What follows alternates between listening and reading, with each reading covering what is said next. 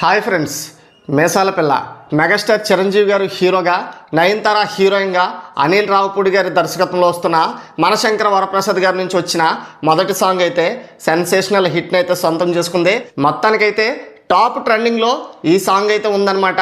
అలాగే చూసుకున్నట్లయితే మాజీ భార్య భర్తల మధ్య జరిగే రొమాంటిక్ మెలోడీగా ఈ సాంగ్ అయితే హిట్ని అందుకుంది.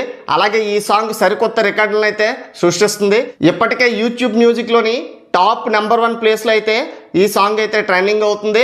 అలాగే బాలీవుడ్ సాంగ్స్ అన్నిటిని వెనక్కి నెట్టి ఈ సాంగ్ అయితే టాప్ ట్రెండింగ్లో ఇండియాలోనే నెంబర్ 1 ప్లేస్ని అయితే సంపాదించుకుంది అనమాట. సో అలాగే మేసాల పిల్ల సాంగ్ చూసుకున్నట్లయితే 24 గంటల్లో 10 మిలియన్ల వ్యూస్ని అయితే రాబట్టుకోవడం జరిగింది.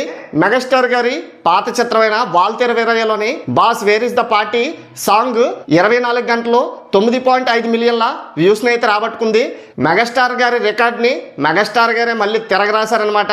అంటే ఆ సాంగ్ 9.5 మిలియన్ల వ్యూస్ని రాబడితే మేసాల పిల్ల 10 మిలియన్ల వ్యూస్ని అయితే రాబట్టుకొని కొత్త రికార్డుని సృష్టించింది. అలాగే 48 గంటల్లో 17 మిలియన్ల వ్యూస్ని అయితే రాబట్టుకోవడం జరిగింది.